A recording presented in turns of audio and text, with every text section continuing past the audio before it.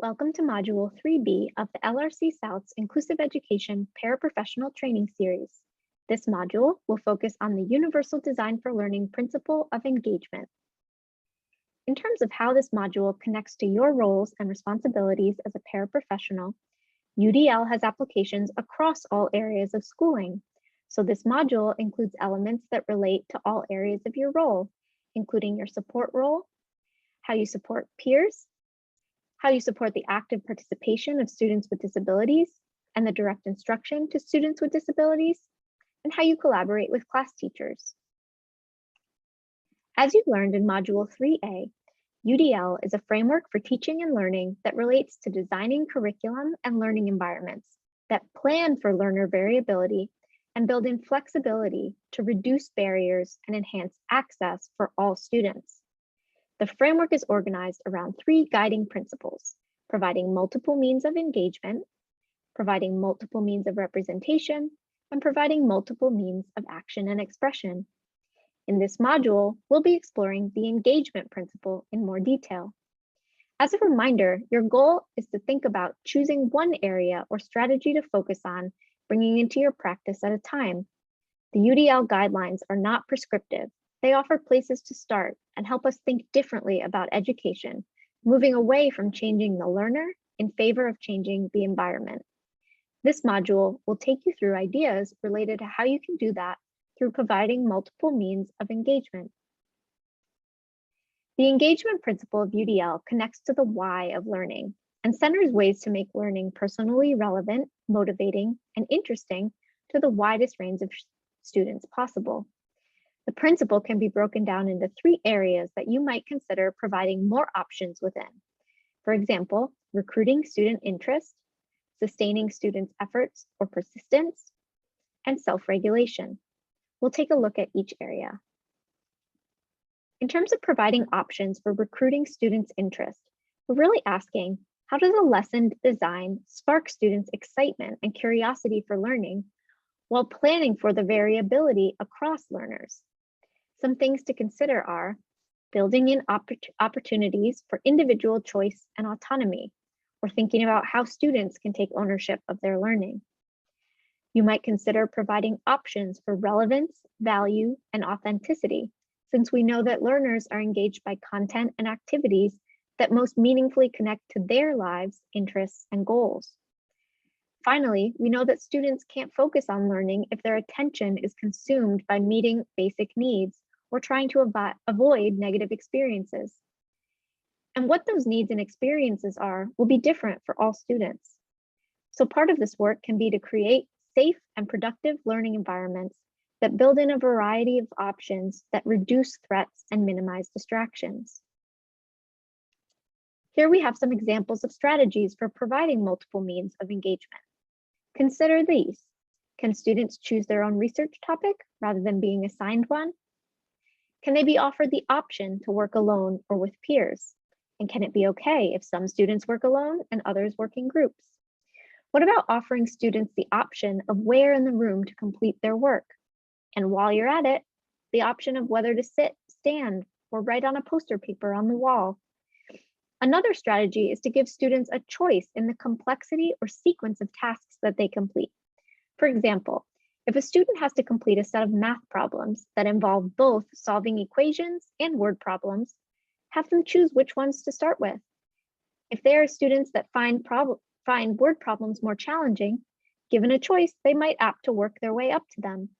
Or they might choose to start with what's tough for them and get that out of the way. Take a moment to review the rest of this list and consider which of these ideas, or others that you can think of, the students you support might connect with most. Now let's talk about ways to provide options for sustaining students' effort and persistence. We know that learners will vary in terms of what motivates them, how they regulate their attention for learning. Some checkpoints to consider in providing options to anticipate the variability in how students sustain their effort and persistence include heightening salience of goals and objectives, which really means emphasizing goals and why they matter. You might vary demands and resources to optimize challenges.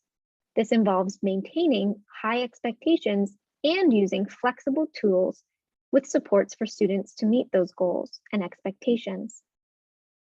It can also involve providing options for fostering collaboration and community to cultivate a community of learners that support one another.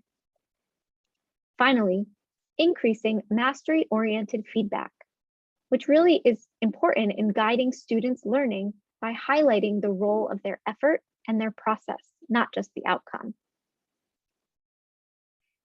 Peer editing is one example of a strategy that can support providing options for sustaining effort and persistence. On the left, we have a sample of a peer editing guide from Goalbook, which is a wonderful resource online for UDL strategies. This is available for viewing in the resources section of this module in a larger format. Students could work in pairs or in groups to follow the steps of the scaffolded guide in reviewing one another's work. This fosters collaboration and community and is an example of mastery-oriented feedback, or feedback that emphasizes the role of effort and processes. This example offers quite a bit of flexibility for engagement. For example, students could review one another's work independently and return the completed guide to one another when they're finished. They could also do it collaboratively and discuss it. This kind of activity could be completed by some students entirely in writing if speaking or receiving auditory feedback is a barrier for them.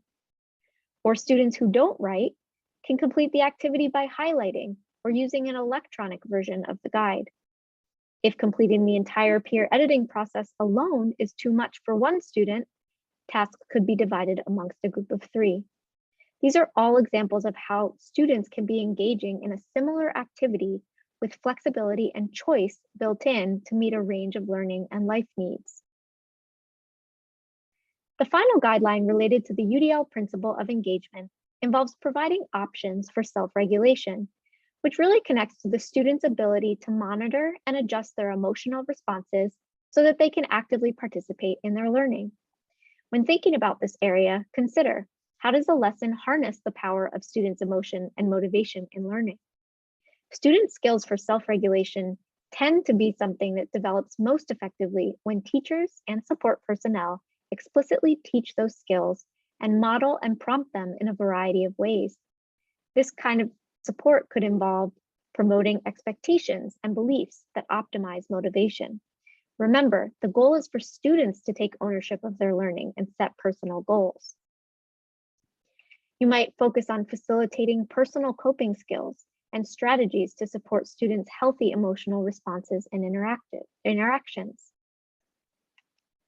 And finally, focus on developing opportunities for students to self-assess and reflect, which can help to increase their awareness around progress towards their goals and how they might learn from their mistakes.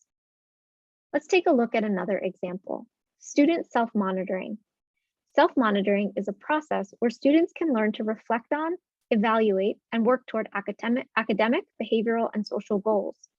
This can take many different forms, and what works for one student might not work for others.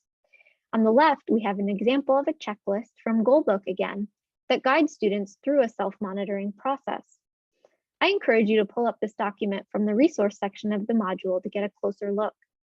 Self-monitoring checklists like this one, or in a range of other formats, could be built into students' days through consistent pauses and prompts to check in with themselves and reflect on how they feel about their progress toward their goals.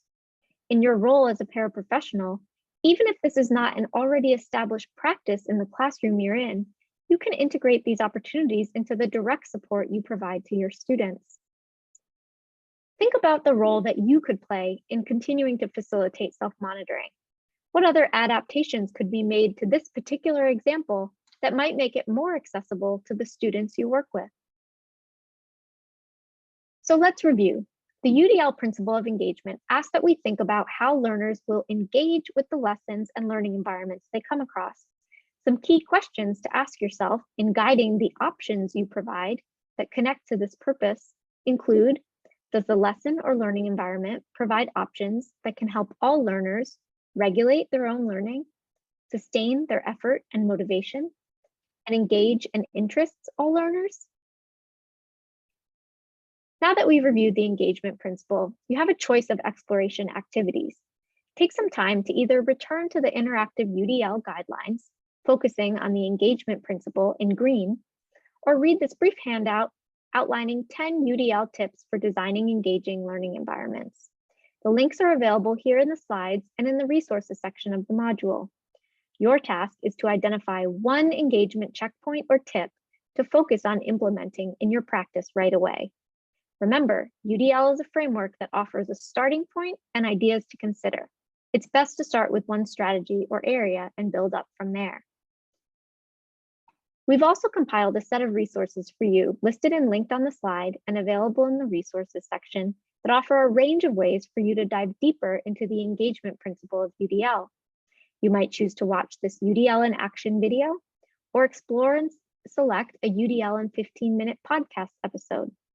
Or you might review the engagement in instructional methods examples in this interactive IRIS module for more ideas and information. The range of choices and materials presented here is an example of UDL in practice. I've provided multiple means of engagement and multiple means of representation for you to choose from based on your own preferences, needs, and interests. Thanks so much for participating in this module on Universal Design for Learning in the Inclusive Classroom.